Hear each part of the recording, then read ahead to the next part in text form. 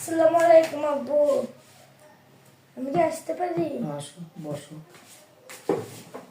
আব্বু, বলো, আপনার কাছে তো আমার একটা প্রশ্ন। কি প্রশ্ন?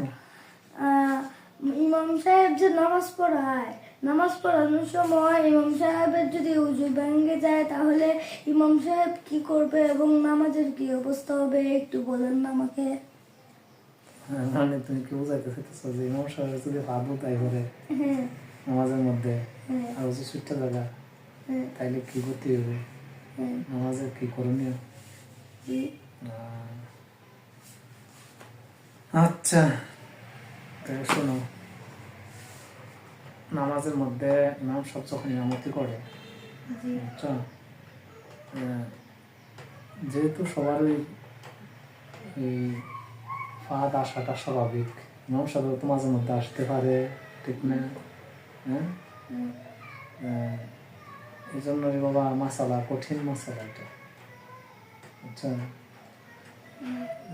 ইমাম সাহেব যখন ইমামতি করে তখন যদি ইমাম সাহেবের অজু ছুটতে যাবে তাহলে ইমাম সাহেবের উচিত ইমাম সাহেবের বরাবর পেছন থেকে, বুঝছো, ইমাম সাহেব বরাবর পেছন থেকে একজনকে টান দিয়ে আইন না ইমাম সাহেবের জায়গায় বসায় দিয়া, বুঝছো।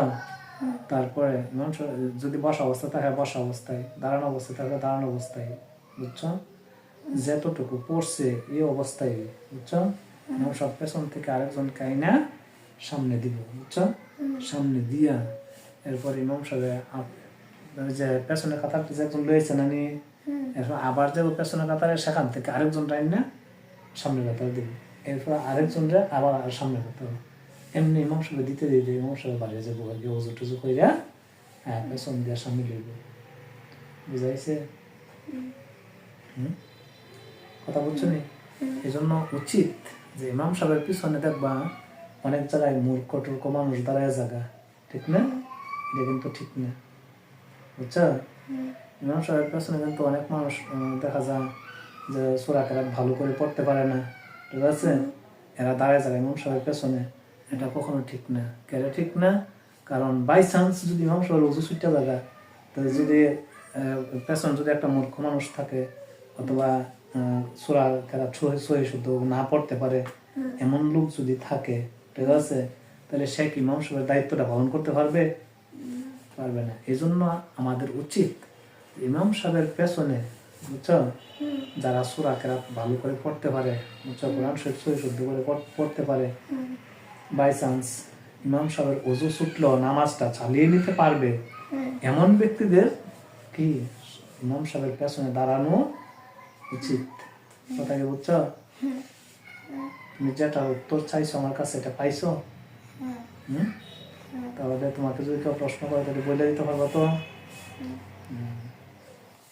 বাতিজারা, যদি ভিডিওটা ভালো লাগে তাহলে লাইক কমেন্ট শেয়ারের মাধ্যমে ছড়িয়ে দিবেন।